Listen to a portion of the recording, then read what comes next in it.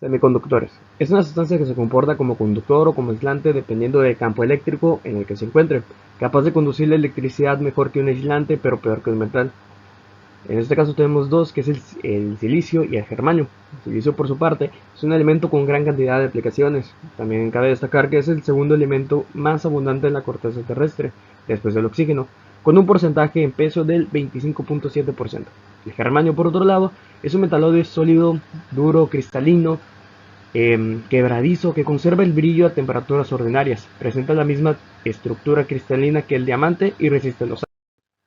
Pero también hay que destacar que ¿qué son los dopantes? Se denomina dopaje el proceso intencional de agregar impurezas en los semiconductores extremadamente puro, con el fin de cambiar sus propiedades eléctricas. En este caso tenemos dos, que es el galio y el boro. El galio es un metal blando, en plateado brillante al solidificar. El metal se expande en un 3.1% al solidificar y flota en el líquido al agua, al igual que el hielo en el agua. Boro es un elemento metaloide semiconductor trivalente que existe abundantemente en el mineral bórax. El silicio se puede encontrar en tres estados cristalinos, como lo podemos ver en las imágenes. Tenemos el monocristalino, el policristalino y el amorfo. Estructura cristalina del germanio, como ya lo decíamos, es cúbica centrada en las caras y se puede observar en la siguiente figura. La estructura cristalina del galio, la estructura cristalina, como lo vemos en la imagen, es ortorrómbica, centrada en las bases. Otro subtema es semiconductores intrínseco. Un metal semiconductor hecho solo de un único tipo de átomo se denomina semiconductor intrínseco. Es un semiconductor intrínseco. También hay flujos de electrones y huecos, aunque la corriente total resultante sea cero. Eso se debe a que por acción de la energía térmica se producen los electrones libres y los huecos por pares. Por lo tanto, hay tantos electrones libres como huecos con, con lo que es la corriente total de cero. Cuando se eleva la temperatura de la red cristalina de un elemento semiconductor intrínseco, algunos de los enlaces covalentes se rompen y varios electrones pertenecientes a la banda de valencia se liberan de la atracción que ejerce el núcleo del átomo sobre los mismos. A continuación, con otro subtema, continúa mi compañero. Bueno, soy Fernando Telles Enríquez. Hablaré sobre los tipos de materiales semiconductores. Los semiconductores, pues, tienen dos tipos distintos, pero va a depender del entorno físico en que se encuentren. Van a ser de cualquiera de esos dos tipos que, comenzando ahorita con el semiconductor intrínsecos. Estos están conformados por un tipo de átomos dispuestos en moléculas tetraédricas. O sea, esto forma cuatro átomos con valencia de 4 y sus átomos unidos por enlaces covalentes. Hablando ahora del otro tipo de material semiconductor, están los extrínsecos. Estos materiales permiten un proceso de dopaje, es decir, que permiten que se incluyan en su configuración atómica algún tipo de impurezas. Pero dependiendo de estas impurezas, que pueden ser pentavalentes o trivalentes. Los materiales semiconductores se dividen en dos tipos, de los extrínsecos, obviamente. El tipo N son como los donadores. En este tipo de materiales, los electrones superan un número a los huecos o portadores de carga libre, que se le dicen espacios de carga positiva. Y ahora hablando de los extrínsecos de los tipo P, son los aceptores, o sea, ellos reciben. En estos materiales, la impureza añadida, en lugar de aumentar los electrones disponibles, aumentan los huecos. Así, se habla de material aceptor añadido, ya que hay mayor demanda de electrones que disponibilidad, y cada espacio libre en donde debería ir un electrón sirve para facilitar el paso de la corriente. Y ahora, hablando de las características, ahora las físicas y eléctricas de los materiales semiconductores. Una característica es que cuando el material se calienta, algunos electrones se salen de la banda de valencia y pasan a la banda de conducción. En condiciones normales presentan una conducción muy baja, algunos átomos en un proceso muy preciso. Son sustituidos por impurezas con la finalidad de aumentar la conductividad. Este es una característica muy representativa de los extrínsecos, hablando de las impurezas. Otra característica es que este tipo de materiales puede ser de comportamiento electronegativo, es decir, que atrae electrones, así como puede adquirir estas propiedades a través del agregado de impurezas, igual como el extrínseco. Muchas características de aquí, de hecho, vienen del extrínseco. Las sustancias conductoras pueden convertirse en semiconductores mediante impurezas que dificultan el paso de energía, como los aislantes. De igual forma, pueden incrementar su conductividad con otro proceso además del dopaje, la incrementación de la temperatura o la elevación de la iluminación a la que se les expone. Y estas son algunas características de los materiales semiconductores, de los extrínsecos e intrínsecos. Gracias. Mi nombre es Jaime César Almazán Ramírez. Estructura atómica del silicio y germanio. La electrónica de estado sólido surge de las propiedades únicas del silicio y del germanio, cada uno de los cuales tiene 4 electrones de valencia y forman una red cristalina en la cual los átomos sustituidos, dopantes, pueden cambiar drásticamente las propiedades eléctricas. El silicio como el germanio puro pueden ser utilizados como semiconductores intrínsecos. Este término distingue entre las propiedades del silicio puro y las propiedades radicalmente diferentes del semiconductor dopado tipo N o tipo P. Como ya dije, cada uno de ellos tiene 4 electrones de valencia, pero el germanio a una determinada temperatura tiene más electrones libres y una mayor conductividad. El silicio es de lejos el semiconductor más ampliamente utilizado en la electrónica, particularmente porque se puede usar a mucho mayor temperatura que el germanio. Los átomos de silicio forman enlaces covalentes y pueden cristalizarse en una red regular. El punto principal aquí es que un átomo de silicio tiene 4 electrones que pueden compartir en el enlace covalente con sus vecinos. Aquí tenemos la simplificación de un átomo de silicio que contiene 14 electrones dispuestos de la siguiente forma. 2 electrones en la primera capa, 8 en la segunda y 4 en la última capa, en la capa incompleta, que sería la capa de valencia. El germanio contiene 32 electrones dispuestos de la siguiente forma: 2 electrones en la primera, 8 en la segunda, 18 en la tercera y 4 electrones de valencia. Buenas tardes, mi nombre es Armando Razo Álvarez y les seguiré hablando sobre el tema de la conducción eléctrica en semiconductores intrínsecos. En este proceso, los electrones y huecos se mueven por la acción del campo eléctrico exterior. Los electrones procedentes de la rotura del enlace por efectos térmicos se mueven hacia el polo positivo y los huecos también generados por este efecto determinado hacia el negativo. El hueco no es una partícula real, sino que lo interpretamos en términos de falta de un electrón. Aquí podemos ver en la imagen que en el átomo A le hace falta un electrón, creando un hueco. Entonces lo que sucede es que un electrón del átomo B se transfiere para rellenar ese hueco, pero al mismo tiempo crea un hueco dentro de sí mismo. Entonces, lo que sucede después es que en el átomo C un electrón se mueve hacia el átomo B para llenar ese hueco, pero crea un hueco en el átomo C y esto se repite.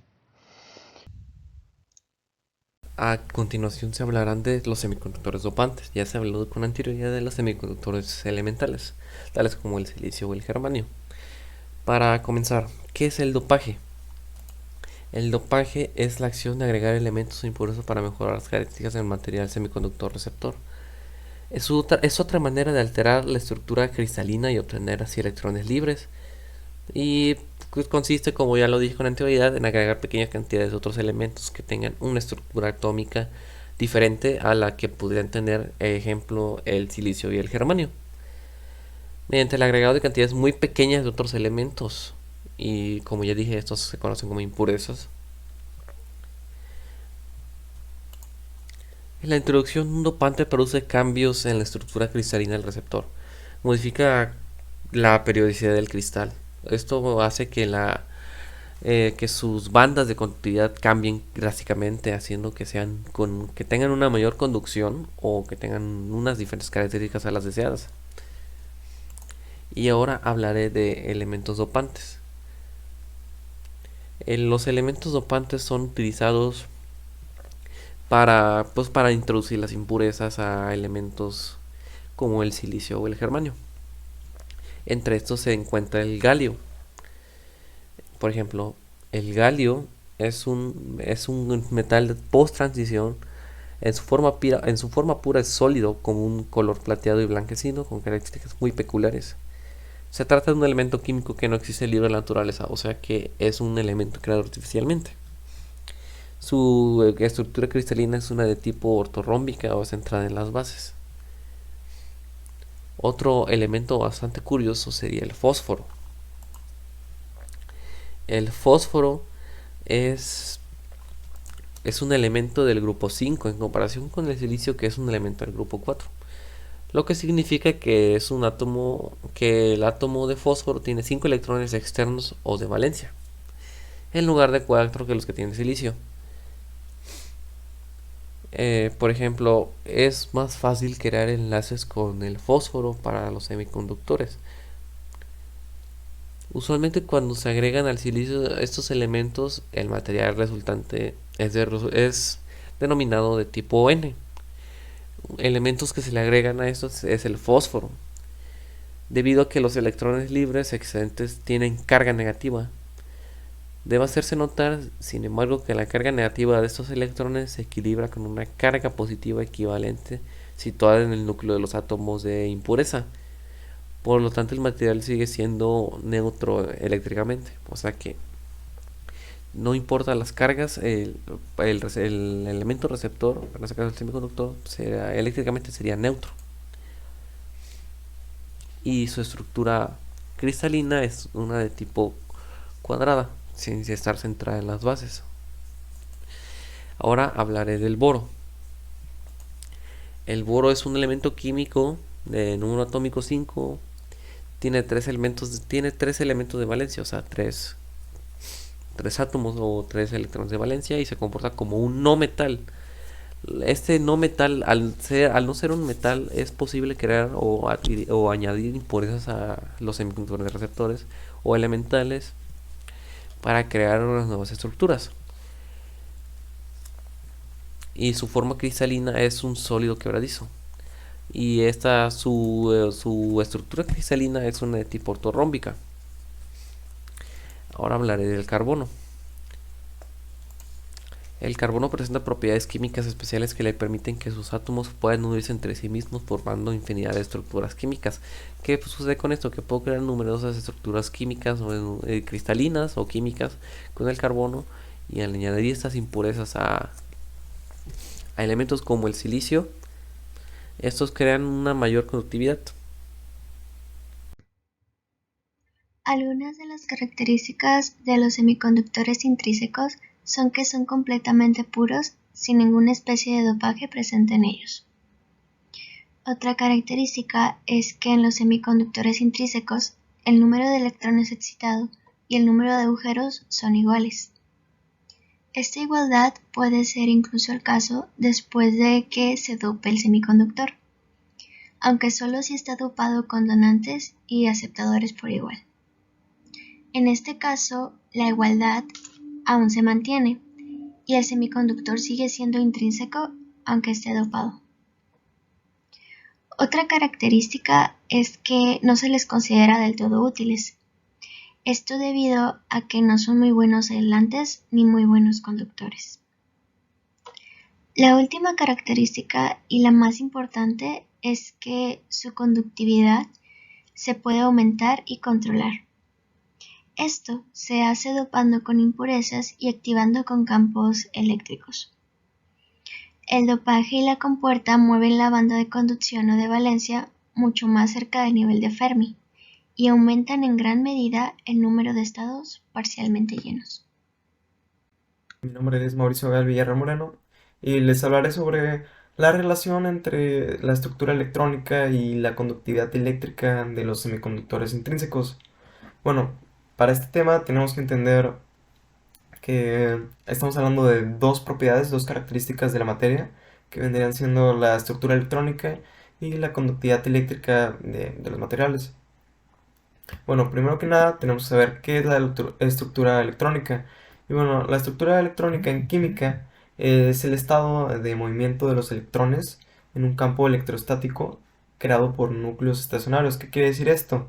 Que es cómo interactúan, cómo se mueven los electrones por medio de sus campos electrostáticos que mientras se encuentran en su orbital de valencia. Bueno, esto, viéndolo desde el punto de vista de la estructura electrónica, tenemos que entender que a la hora de tener nuestros materiales, en este caso metales, tenemos que tener en cuenta que estos tienen enlaces metálicos y que los enlaces metálicos tienen la característica de tener un mar de electrones. ¿Y qué es este mar de electrones? Bueno, este mar de electrones nos dice que eh, las capas de valencia de todos los átomos de metal eh, se juntan y forman como una capa de valencia gigante. Y bueno, esto no es muy complicado, pero cuando tratamos de agregar semiconductores como el fósforo o el silicio, em, llega a haber problemas porque las capas de valencia se van a desfasar. En este caso, si pusiéramos un semiconductor como el fósforo que tiene su capa de valencia en el orbital 2 o con el cobre que tiene su capa de valencia en el orbital 3, tendríamos que las capas de valencia están un poco separadas, no habría tanto problema, pero si encontrábamos uno con una separación como del 2 al 4, habría mucha diferencia y los campos eléctricos que generan serían mucho más débiles y no generarían tantas respuestas como quisiéramos. Y bueno, el siguiente concepto es la conductividad eléctrica. Y bueno, la conductividad eléctrica es la capacidad que tiene un material para permitir el flujo de la corriente eléctrica a través de él. Y pues bueno, esta conductividad eléctrica se ve representada por la siguiente función matemática, que es sigma es igual a 1/ρ, donde sigma es la conductividad eléctrica y ρ la resistividad eléctrica. Y bueno, ¿qué es esta resistividad eléctrica? Bueno, es la resistencia que pues, tiene el material y pues esta se ve pues afectada solamente por tres variables: la resistividad o resistencia específica del material, el largo del material y su sección transversal, que vendría siendo el área que ocupa el material. Y pues bueno, eso sería todo por mi parte. A continuación, un compañero les va a explicar sobre cómo se relacionan estos dos conceptos. Buenas tardes, mi nombre es Armando Razo Álvarez y les seguiré hablando sobre el tema de la conducción eléctrica en semiconductores intrínsecos.